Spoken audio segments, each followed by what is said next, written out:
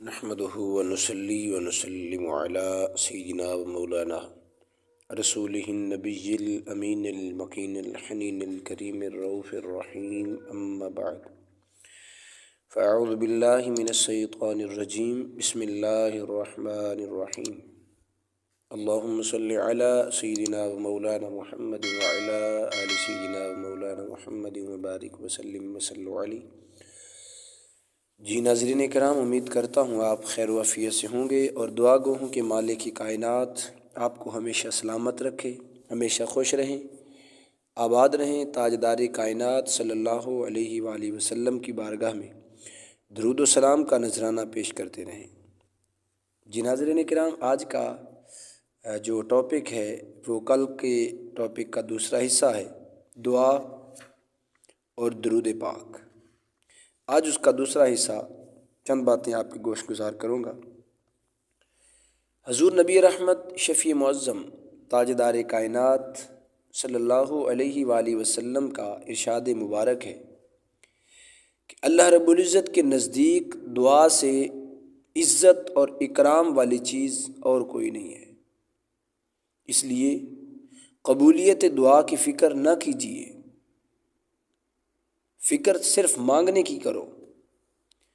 اور اس بات کو سیدنا عمر فاروق رضی اللہ تعالی عنہ آپ نے اس انداز میں بیان فرمایا۔ آپ فرماتے ہیں کہ مجھے دعا کے قبول ہونے کی فکر نہیں ہے، مجھے صرف دعا مانگنے کی فکر ہے کہ جب مجھے دعا مانگنے کی توفیق ہوگی تو قبولیت بھی اس کے ساتھ ہو جائے گی۔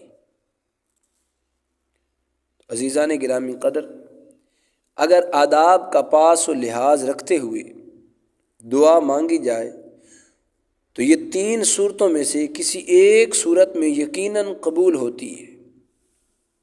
اب وہ تین صورتیں کیا ہیں؟ بڑی قابل توجہ بات ہے۔ پہلی صورت یہ ہے کہ دعا مانگنے والا جو مانگتا ہے اسے دے دیا جاتا ہے۔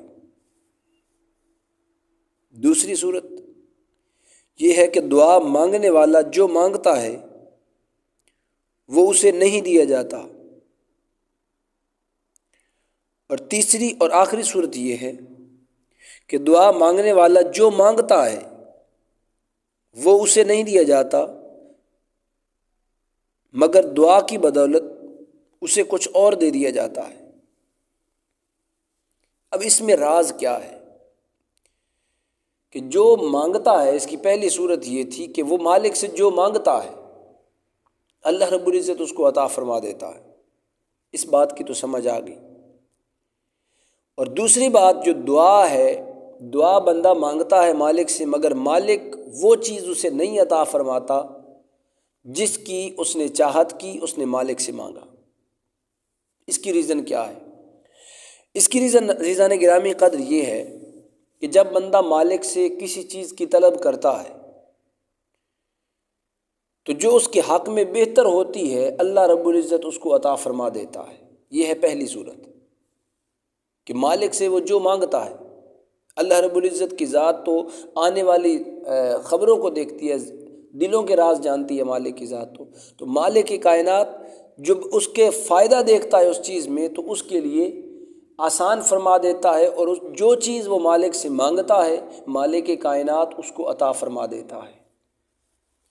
اب جو دوسری صورت ہے وہ یہ ہے کہ وہ مالک کی بارگاہ میں مانگتا ہے لیکن اللہ رب العزت اسے وہ نہیں عطا فرماتا، اسے وہ چیز نہیں ملتی۔ اس کی ریزن یہ ہے کہ اس کے حال میں اس کے لیے وہ بہتر چیز نہیں ہوتی جو مالک کی کائنات اسے عطا نہیں فرماتا۔ مثال کے طور پہ بندے نے مانگا، یا اللہ کرم فرما مجھے ایک اچھی گاڑی مل جائے، یہ فار ایگزامپل سمجھانے کے لیے عرض کر رہا ہوں، حدیث سے جو ایک سمجھانے کی غرض سے کہ ایک بندہ اللہ رب العزت سے مانگتا ہے، مالک میرے پاس گاڑی نہیں ہے، مجھے گاڑی چاہیے، مجھے گاڑی عطا فرما دے، لیکن اس کی یہ دعا قبول نہیں ہوتی۔ اور دعا کو ہمیشہ سنبھال کے رکھ بھی لیا جاتا ہے۔ کل کی ویڈیو میں آپ نے سماعت فرمایا کہ آقا علیہ الصلوۃ والسلام نے ارشاد فرمایا جس دعا کے اول و آخر درود و سلام پڑھا جائے وہ دعا کبھی رد نہیں ہوتی۔ اب دعا رد بھی نہیں ہوتی اور قبول بھی نہیں ہوئی، تو پھر ہوا کیا ہے؟ احباب ذی وقار، جب بندہ اللہ سے کچھ مانگتا ہے، گاڑی مانگتا ہے، مالک اس کو عطا نہیں فرماتا، تو اس کے لیے وہ گاڑی در حقیقت بہتر نہیں ہے۔ ممکن ہے کہ اس گاڑی کے ملنے پہ اس کا کوئی بڑا نقصان ہو جائے، خدا نہ خواستہ کوئی ایکسیڈنٹ ہونا ہو اس کے ساتھ، جس سے کے ساتھ اس کی جان جا سکتی ہے، یا دیگر معاملات تکلیفیں ہو سکتی ہیں، کئی مسائل بن سکتی ہیں۔ تو مالک کائنات عارضی طور پہ اس کو وہ چیز نہیں عطا فرماتا، بلکہ اس دعا کو مالک سنبھال کے رکھ لیتا ہے، فرشتوں کو فرماتا فرشتوں سے سنبھال کے رکھو۔ اللہ رب العزت کی بارگاہ میں یہ محفوظ ہو جاتی ہے دعا۔ اب بروز قیامت، جب قیامت کا دن ہوگا، اعمال نامہ تلے گا، اعمال نامہ تلتے ہوئے مالک کائنات اس دعا کو اس کے نامہ اعمال میں رکھے گا، اور جب اس دعا کے قبول نہ ہونے کا اجر جب اس بندے کو بروز قیامت ملے گا، تو تاجدار کائنات صلی اللہ علیہ وآلہ وسلم ارشاد فرماتے ہیں، سرکار فرماتے ہیں کہ وہ بندہ اللہ کی بارگاہ میں عرض کرے گا، یا اللہ کاش میری دنیا میں ایک دعا بھی قبول نہ کرتا، جب دعا قبول ہوتی تو اس کا تو اجر محدود تھا، مگر جو اجر اس کا آج مل رہا ہے، کاش میری ایک دعا بھی دنیا میں قبول نہ ہوتی، اس کا اجر مجھے آج ملتا۔ جی ناظرین کرام، یہ ہوتا ہے کہ اللہ رب العزت ہمارے لیے جو بہتر ہوتا ہے وہ فرما دیتا ہے، جو بہتر ہوتا ہے۔ اگر دنیا والی جو چیز ہم نے مانگی ہمارے لیے بہتر ہے، مالک ضرور عطا فرماتا ہے۔ اور کچھ احباب ایسے بھی ہیں کہ جب دعائیں کرتے ہیں تو پھر اللہ رب العزت کی بارگاہ میں شکوے بھی کرتے ہیں، یا اللہ پوری زندگی ہو گئی میں یہ مانگ رہا ہوں، یہ مانگ رہا ہوں۔ مثال کے طور پہ بندہ ایک بہت اعلیٰ دعا کرتا ہے، مالک میں نے مدینہ کی حاضری مانگنی ہے، مالک مجھے مدینہ کی حاضری نصیب فرما، مجھے حج نصیب فرما، مجھے عمرے کی سعادت عطا فرما۔ کتنی کمال دعا ہے، کتنی محبت میں کر رہا ہے، مگر یہ دعا قبول نہیں ہوتی۔ اب آپ کے ذہن میں سوال پیدا ہو رہا کہ وہ تو دنیا تھی، یہ تو آقا علیہ الصلوۃ والسلام کی قربت اور سنگت مانگی جا رہی ہے، تو اس کی قبولیت کا راز کیوں نہیں ہے، یہ قبول کیوں نہیں ہوئی؟ اس کی وجہ عزیزان گرامی قدر یہ ہے کہ جب بندہ اللہ رب العزت کی بارگاہ میں اس مقدس سفر کی نیت کرتا ہے، دعا کرتا ہے، تڑپتا ہے، تو اللہ رب العزت جو ہے اس بندے کو، اس کے بندے کے اعمال، اس بندے کا کردار وہ مالک دیکھتا ہے کہ آیا وہاں اگر جائے، یہاں نیکوکار ہے، میرا پیارا ہے، مجھ سے مانگتا ہے، مجھے اور پیارا لگتا ہے، اس کی عزت اور بڑھ جاتی ہے جب مجھ سے مانگتا ہے۔ اور خدا نہ خواستہ اس مقدس مقام پہ جا کے کہیں کوئی ایسی ہم سے غلطی نہ ہونی ہو جس کے سبب ہماری یہ نیکیاں بھی ضائع نہ ہو جائیں۔ حضور سیدی اعلیٰ حضرت امام احمد رضا خان، آپ سے کسی صاحب نے پوچھا کہ حضور میرا دل کرتا ہے کہ میں آقا علیہ الصلوۃ والسلام کی سنہری جالیوں کو چوموں، تو اعلیٰ حضرت نے فرمایا تھا، اچھا تیرا منہ اس قابل ہے کہ تو آقا علیہ الصلوۃ والسلام کی جالیوں کو چومے گا؟ یہ محبت اور عشق کی باتیں ہوتی ہیں عزیزان گرامی قدر، کہ آقا علیہ الصلوۃ والسلام کی بارگاہ میں جائیں اور کہیں ایسا نہ ہو کہ ہم کسی کو تکلیف کوئی دے بیٹھیں، دوسرے حاجی کو یا دوسرے سرکار کے کسی غلام کو، اور اس کے سبب کہیں ایسا نہ ہو کہ ہماری پوری زندگی کمائی نہ ختم ہو جائے۔ تو جو مالک کرتا ہے وہ ہمارے حال میں بہتر ہوتا ہے، جو دعا ہمارے لیے بہتر ہوتی ہے وہ ہم ضرور کرتے ہیں، اللہ رب العزت اس کو ضرور قبول فرماتا ہے اور دنیا میں اس کا اجر ملتا ہے۔ اور جو دعا دنیا میں قبول نہیں ہوتی وہ یوں نہ سمجھے کہ ضائع ہو گئی، بلکہ وہ دعا اللہ رب العزت کی بارگاہ میں قبولیت کا مقام پا گئی، اور بروز قیامت جب بندہ پریشان ہوگا، نامہ اعمال میں نیکیاں کم ہوں گی، تو نامہ اعمال میں نیکیوں کے پلڑے میں وہ دعا رکھ دی جائے گی، جب اس کا اجر بندے کو ملے گا تو بندہ عرض کرے گا، یا اللہ میری دنیا میں ایک دعا بھی قبول نہ کرتا، آج مجھے اس کا صلہ عطا فرما دیتا۔ اب تیسری صورت جو تھی وہ یہ تھی کہ جب بندہ دعا کرتا ہے تو دعا قبول نہیں ہوتی، دعا قبول نہیں ہوتی، مگر جو مانگتا ہے وہ تو نہیں ملتا، لیکن اس کے بدلے میں اللہ رب العزت کچھ اور عنایت فرما دیتا ہے، کچھ اور عنایت فرما دیتا ہے۔ بندہ اللہ رب العزت کی بارگاہ میں مال دنیا کا مانگتا ہے اور اللہ رب العزت اس کی اس دعا کو قبول نہیں فرماتا، بظاہر اس کی یہ جو اس کی چاہت ہے اس کی چاہت کو پورا نہیں کرتا، مال نہیں دیتا، لیکن اللہ رب العزت مال نہ دینے کے باوجود اسے عزت اتنی دے دیتا ہے کہ ہر شخص اسے رسپیکٹ سے دیکھتا ہے، اس کی عزت کرتا ہے، اس کی تعظیم کرتا ہے۔ اب وہ مالداروں کے پاس عزت نہیں ہے جو اس غریب کے پاس ہے، تو جسے اللہ رب العزت عزت عطا فرما دے۔ اب مانگی اس نے دنیا کی چاہت تھی، مگر دنیا ہمارے لیے بہتر نہیں تھی، اللہ رب العزت نے اسے عزتوں سے نواز دیا، لوگ اس کی تعظیم کرتے ہیں، اس کا احترام کرتے ہیں۔ تو یہ تھی 3 صورتیں، قبول ہو جاتی ہے فوراً دعا، اس کا اجر دنیا میں مل جاتا ہے، دوسرا یہ تھا کہ نہیں ملتا، تیسرا یہ ہے کہ اس کے بدلے میں کچھ دے دیا جاتا ہے۔ تو یہ 3 صورتیں ہیں دعا کی۔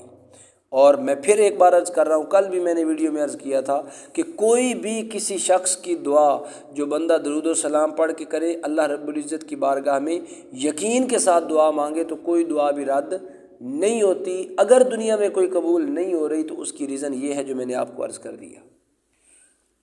عزیزان گرامی قدر، اسی بارے میں آقا علیہ الصلوۃ والسلام آپ کے الفاظ مبارک کچھ ایسے ہیں کہ روئے زمین پر کوئی مسلمان ایسا نہیں ہے جو اللہ رب العزت سے دعا کرے اور اللہ رب العزت اس کی دعا کو قبول نہ کرے۔ دعا مانگنے والا جو مانگتا ہے اللہ اسے عطا فرما دیتا ہے، یا اس پر آنے والی کسی آفت مصیبت کو دور فرما دیتا ہے، یا ان کی دعا کو آخرت کے لیے ذخیرہ کر لیا جاتا ہے، مگر شرط یہ ہے کہ دعا میں کسی گناہ اور رشتہ دار کے حقوق کے برباد کرنے کی بات نہ ہو۔ ہمارے ہاں معاشرے میں مخالفتیں جب بڑھتی ہیں تو بندہ بد دعائیں کرتا ہے، فلاں کو تباہ و برباد کر دے، فلاں کو یہ کر دے۔ تو عزیزان گرامی قدر، ایسی دعا کبھی قبول نہیں ہوتی جو کسی دوسرے کا نقصان کرے، اپنا فائدہ کرے اور دوسرے کا نقصان سوچے، یہ ہمیں کبھی ہو نہیں سکتا، یہ قبول نہیں ہو سکتی۔ یہ سن کر صحابہ کرام نے نبی کریم رؤوف الرحیم صلی اللہ علیہ وآلہ وسلم کی خدمت اقدس میں عرض کیا، پھر تو ہم بہت زیادہ دعا مانگا کریں گے۔ تو حضور نبی رحمت صلی اللہ علیہ وآلہ وسلم نے ارشاد فرمایا، اللہ بھی بہت زیادہ عطا فرمانے والا ہے۔ اور بعض روایت میں آتا ہے کہ آپ نے فرمایا، اللہ رب العزت تیری دعاؤں سے بہت زیادہ، مطلب یہ ہے کہ اللہ کے خزانے آپ لوگوں کے مانگنے سے کئی کروڑ ہا گنے بہت زیادہ ہے۔ تم مانگتے مانگتے تھک جاؤ گے، مگر اللہ رب العزت کی ذات دیتے ہوئے تھکنے سے قاصر ہے، وہ مالک ان سارے کاموں سے پاک ہے۔ عزیزان گرامی قدر، اسی موضوع پر ایک اور حدیث مبارکہ حضرت سیدنا ابو سعید خدری رضی اللہ تعالیٰ عنہ سے روایت ہے، حضور نبی رحمت شفیع معظم تاجدار کائنات صلی اللہ علیہ وآلہ وسلم نے ارشاد فرمایا، ایک مسلمان جب بھی کوئی دعا مانگتا ہے بشرطے کہ وہ کسی گناہ یا قطع رحمی کی دعا نہ ہو، تو اللہ رب العزت اسے 3 صورتوں میں سے کسی ایک صورت میں قبول فرما لیتا ہے۔ یا تو اس کی وہ دعا اسے دنیا میں قبول کر لی جاتی ہے، یا اسے آخرت میں اس کا اجر دینے کے لیے محفوظ کر لیا جاتا ہے، یا اسی درجے کی کسی آفت کو اس پر آنے سے روک دیا جاتا ہے۔ عزیزان گرامی قدر، میں نے پہلے لفظ حدیث مبارکہ میں پڑھا قطع رحمی، اب اس پہ تھوڑی بات کر لیں کہ قطع رحمی کیا ہوتا ہے۔ ایک ہوتا ہے صلہ رحمی، دوسرا ہوتا ہے قطع رحمی۔ صلہ رحمی کا مطلب یہ ہوتا ہے کہ جو آپ سے برا سلوک کرے آپ اس کے ساتھ اچھا سلوک کریں، جو آپ کو نام لے کے پکارے آپ اس کو بھائی جان کر کے بلائیں، جو آپ کو بات بات پہ تانے دے آپ اس کے تانوں کو برداشت کریں، اللہ رب العزت کی بارگاہ میں صبر پیش کریں اور اس بندے سے کچھ نہ کہیں، اس سے محبت بڑھانے کی کوشش کریں۔ حدیث مبارکہ میں آتا ہے، آقا علیہ الصلوۃ والسلام فرماتے ہیں، جو مجھ سے تعلق توڑنا چاہتا ہے میں اس کے ساتھ جوڑتا ہوں، جو مجھ سے دور ہونا چاہتا ہے میں اس کے اور قریب ہو جاتا ہوں۔ تو سرکار کی حیات طیبہ ہمارے لیے بہترین نمونہ ہے۔ آپ سے اگر کوئی مخالفت کر رہا ہے تو آپ آقا علیہ الصلوۃ والسلام کی سنت سمجھتے ہوئے اس کے ساتھ دوری نہ اختیار کریں، اس سے دور نہ ہٹیں، بلکہ اسے اپنے اور قریب کریں اور آپ خود اس کے قریب ہوں۔ اسے کہتے ہیں صلہ رحمی۔ اور قطع رحمی یہ ہوتا ہے کسی کا حق کھانا، کسی سے اپنے تعلق کو توڑ دینا۔ تو یہ جو دعا کی بات میں نے عرض کی حدیث مبارکہ میں کہ آقا علیہ الصلوۃ والسلام نے ارشاد فرمایا کہ کوئی قطع رحمی کرنے والا نہ ہو، کوئی گناہ کا عمل نہ ہو، دوسرا قطع رحمی کرنے والی دعا نہ ہو کہ بندہ دعا کرے یا اللہ اس سے میرا پیچھے چھڑا دے یا وہ مجھ سے جدا ہو جائے، تو ایسی دعا کرنے والا شخص اس کی دعا قبول نہیں ہوتی۔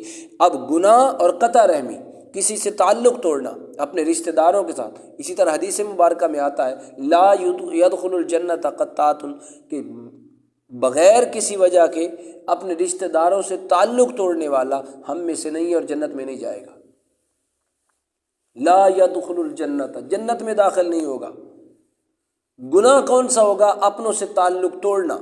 لہٰذا عزیزان گرامی قدر ہمیشہ اپنے اس سے تعلق جوڑیں، اور اپنوں سے مراد حضور کی ساری امت ہے، جس نے کلمہ پڑھا لا الہ الا اللہ محمد الرسول اللہ، ان سے تعلق جوڑیں، ان کے ساتھ آپ کا کسی بھی قسم کا یہ قطع رحمی نہ ہو بلکہ صلہ رحمی ہو۔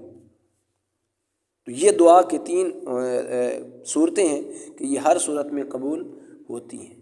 اسی نوع کی ایک اور حدیث مبارکہ ہے، آقا علیہ الصلوۃ والسلام ارشاد فرماتے جب کوئی مسلمان دعا کرتا ہے تو یا تو اس کے منہ مانگی مراد مل جاتی ہے، یا کوئی بلا اس پر سے ہوتی ہے تو وہ ٹال دی جاتی ہے، یا دعا کو آخرت کے لیے ذخیرہ کر لیا جاتا ہے۔ تو یہ اس طرح کی کئی روایات بار بار آئی ہیں مختلف حدیث مبارکہ میں۔ ترمذی شریف میں، مسند احمد بن حنبل میں آئی ہے، مسند احمد بن حنبل میں ایک کتاب کا نام ہے بزار، اس میں آئی ہے۔ تو اسی طرح بے شمار احادیث مبارکہ کی کتب میں ایسی احادیث مبارکہ ہیں جن میں سرکار علیہ الصلوۃ والسلام نے دعا کے بارے میں یہ ارشادات فرمائے۔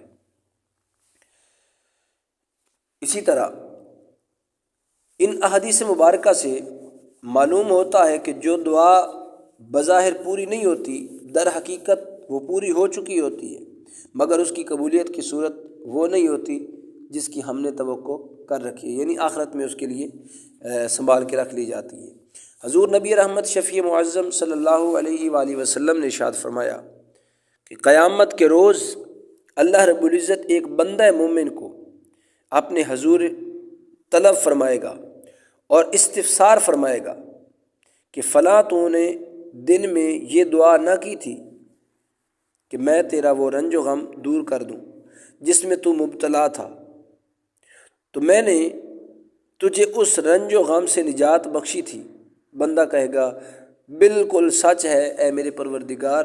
اللہ رب العزت فرمائے گا وہ دعا تو میں نے قبول کر کے دنیا میں تیری آرزو کو پورا کر دیا تھا، اور فلاں دن پھر تو نے دوسرے غم میں مبتلا ہونے پر دعا کی خدایا اس مصیبت سے نجات دے دے، مگر تو نے اس رنج و غم سے نجات نہ پائی تھی اور برابر اس میں مبتلا رہا، تو وہ کہے گا بے شک میرے پروردگار ایسا ہی ہوا۔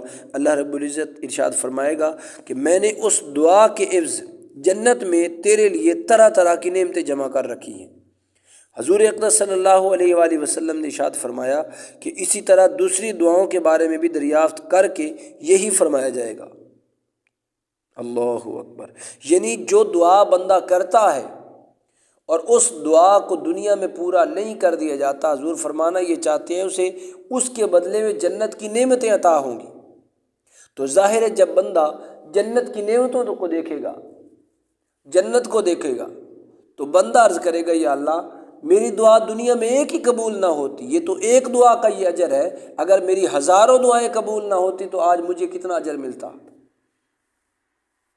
تو یہ تھا جو آقا علیہ الصلوۃ والسلام کی بارگاہ میں درود و سلام پڑھ کے دعا کرتا ہے تو اس کی دعا قبولیت کا شرف پاتی ہے، کبھی رد نہیں ہوتی۔ عزیزان گرامی قدر، ذرا سوچئے وہ اہل ایمان جو بعض دعائیں دنیا میں پوری نہ ہوتے ہوئے افسردہ ہوتے ہیں، آرزو کرتے ہیں آخرت میں ان دعاؤں کے بدلے میں جب جنت کی نعمتیں پائیں گے تو ان کی خوشی کا عالم کیا ہوگا۔ اس وقت یقیناً ان کی سوچ یہ ہوگی کہ کاش ہماری کوئی دعا بھی قبول نہ ہوتی، کوئی دنیا میں دعا قبول نہ ہوئی ہوتی۔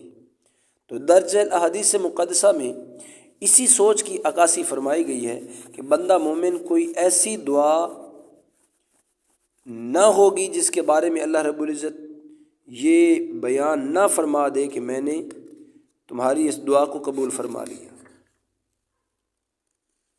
دنیا میں تمہاری یہ دعا قبول ہوگی اور یہ تمہاری آخرت کے لیے ذخیرہ کر کے رکھی گئی۔ اس وقت بندہ مومن سوچے گا کاش میری کوئی دعا بھی دنیا میں قبول نہ ہوئی ہوتی۔ اس لیے بندے کو ہر حال میں دعا مانگتے رہنا چاہیے۔ یہ حاکم کی حدیث مبارکہ ہے۔ عزیزان گرامی قدر، آج کی گفتگو کا جو بڑا اہم خلاصہ ہے وہ یہ ہے کہ ایک تو یہ ہے کہ ہمیشہ جب دعا کریں اللہ رب العزت کی حمد سے شروع کریں، اس کے بعد آقا کریم کی بارگاہ میں درود پاک، اور جو کچھ درمیان میں مانگا جائے اس کے بعد میں دعا مانگی جائے۔ اب یہ تھی دعا۔ دعا ایک عبادت ہے۔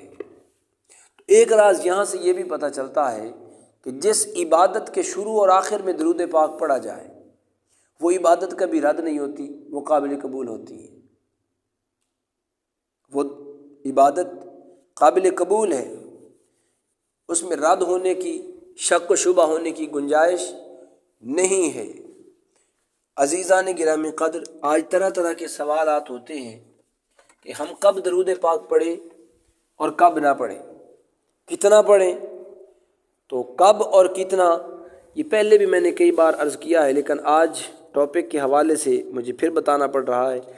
آپ کوئی بھی نیک اعمال کریں تو آقا علیہ الصلوۃ والسلام کی بارگاہ میں درود و سلام ضرور پڑھا کریں، تاکہ اس درود پاک کی برکت سے، درود و سلام کی برکات سے آپ کے کام بھی آسان ہوں گے، آقا علیہ الصلوۃ والسلام کی نگاہ کرم بھی ہوگی، اور آپ کا جو کام ہے، جس کام کے شروع میں آپ پڑھ رہے ہیں، جس عبادت کے لیے آپ پڑھ رہے ہیں، تو یقیناً وہ عبادت آپ کی قابل قبول ہوگی، اس میں شک و شبہ کی گنجائش نہیں ہے۔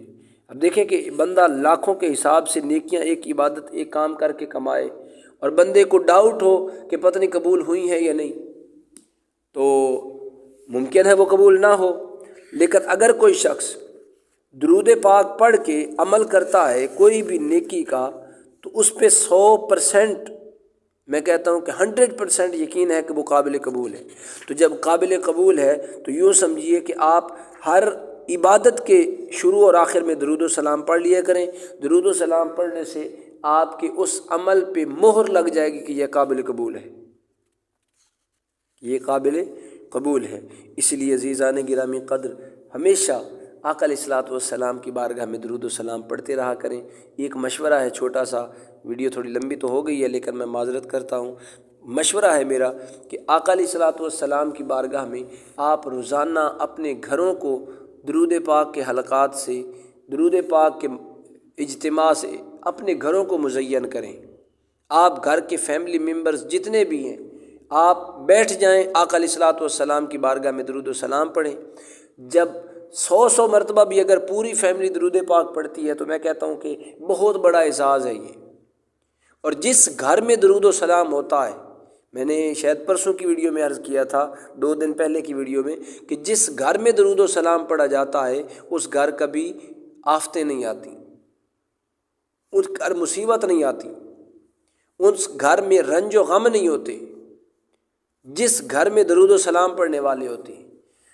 تو کیوں نہ ہو کہ درود و سلام پڑھ کے ہم اپنے آپ کو غموں سے دور کر لیں، غموں سے آزاد کر لیں، تکلیف و مصیبتوں سے آزاد کر لیں، اور خوشیوں بھری زندگی بسر کریں، آسانی والی زندگی بسر کریں۔ اس کے لیے یہ کرنا ہوگا کہ آقا علیہ الصلوۃ والسلام کی بارگاہ میں درود و سلام پڑھنا ہوگا۔ احباب ذی وقار، آج کی یہ میسج کے ساتھ میں ایک درود پاک آپ کی گوش گزار کر رہا ہوں، جس درود پاک کو بڑی اللہ رب العزت نے رحمتوں سے نوازا ہے۔ اس درود پاک کے پڑھنے سے بندے کو بے شمار فیض و برکات ملتے ہیں۔ اللہ رب العزت نے اس درود پاک میں بڑی کشش رکھی ہے۔ یہ درود پاک ہے درود طالبین۔ یہ درود پاک اللہ رب العزت کو چاہنے والوں کے لیے ایک خاص تحفہ ہے۔ جو شخص یہ چاہے کہ اللہ رب العزت کی رضا کا سچا طالب بنے اور اللہ رب العزت اس سے راضی ہو جائے، تو اسے چاہیے کہ وہ اس درود پاک کو اپنے معمولات میں شامل کر لے اور اس لیے کثرت سے پڑھے، کیونکہ اس درود پاک کے پڑھنے والے کو اللہ رب العزت 3 انمول تحفوں سے نوازتا ہے۔ پہلا تحفہ یہ ہے کہ اللہ رب العزت اسے اپنی خصوصی رحمت سے مالا مال کر دیتا ہے۔ دوسرا تحفہ یہ ہے کہ اللہ رب العزت اس پر اپنا روحانی فضل و کرم کرتا ہے اور وہ حصول روحانیت کی راہ پر گامزن ہو جاتا ہے۔ تیسرا فائدہ یہ ہے کہ اللہ رب العزت اسے اپنی شفقتوں سے نوازتا ہے اور عالم روحانیت میں ترقی پاتا ہے۔ اس کے علاوہ درود پاک کو 70 مرتبہ روزانہ 41 دن تک پڑھنے سے ہر حاجت پوری ہوتی ہے۔ کوئی بندے کی کوئی بھی حاجت ہو، اگر کوئی 41 دن تک پڑھتا ہے، 70 مرتبہ روزانہ پڑھنا ہے اور 41 دن تک پڑھنا ہے، تو اس کی ہر حاجت پوری ہوگی۔ اب وہ درود و سلام سماعت فرمائیں۔ بسم اللہ الرحمن الرحیم، صلی اللہ علی سیدنا و مولانا محمد عدد خلقه ورداء نفسه وزینة عرشه ومداد كلماته كما هو أهله كلما ذكره الذاكرون وغفل عن ذكره الغافلون وعلى أهل بيته وعطرته الطاهرين وسلم تسليما۔